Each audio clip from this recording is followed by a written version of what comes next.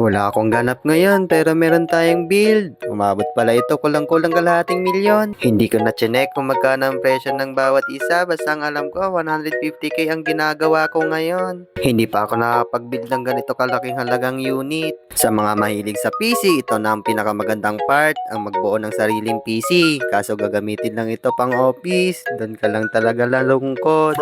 Ganon pa man, at least na-experience ko mag-build ng ganitong PC. Ang pag-build pala ng PC ay basic lang naman, kahit sino kaya itong gawin, basta alam mo lang kung saan ito ilalagay. Bali, dalawang set pala ito ng Ryzen 9 7950X 3D, parehas lang ng specs. Tapos dalawang set din ng Ryzen 5 5600X, tapos apat na set ng Ryzen 5 5600 GT.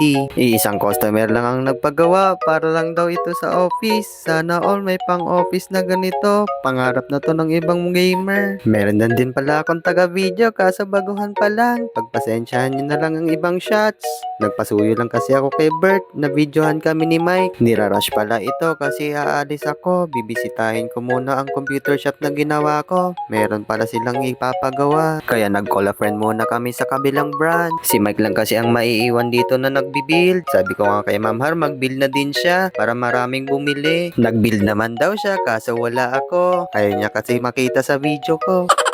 Sa mga nagbabalak pa lang magtayo ng PCnet at diskless na computer shop, mag-message na lang kayo kay Achilles or comment kayo sa video ko para i-direct ko kayo sa office. Quick specs lang tayo. AMD Ryzen 9 7950X 3D, 16GB na RAM 2 pieces, Olympus Tower cooler para sa CPU, 1TB na SSD M.2, 800 watts 80 plus gold na power supply. Sa GPU RTX 4070, motherboard MSI Pro B650MP, naka mid tower na gaming case at 27 inches na monitor. Marami pa ang gagawin kaya simulan na natin ang Ryzen 5. Nalobat na ang phone ko, hindi ko na na-videoan ang ibang gawa ko. Meron pang apat na gagawin at hindi pa ako tapos sa pangalawang build ko. Cable management kasi ang nagpapatagal dito. Hindi ito pwedeng baliwaliin, kailangan malinis din ang gawa natin. Ang specs naman nito ay Ryzen 5 5600X, GB B550M, 8GB na RAM 2 pieces, RTX 4060 12GB, liquid cooling para sa CPU, 512 SSD na M.2, 800 watts 80 plus gold power supply, Antec mid-tower gaming case at 27 inches na monitor. Nakadalawang unit lang ako at nag-pack up na din ako. Bibisitahin ko muna yung com shop na ginawa ko. Sabi ko nga kay Mike, sumama siya sa vlog ko bago ako umalis. Nasa com shop na pala ako.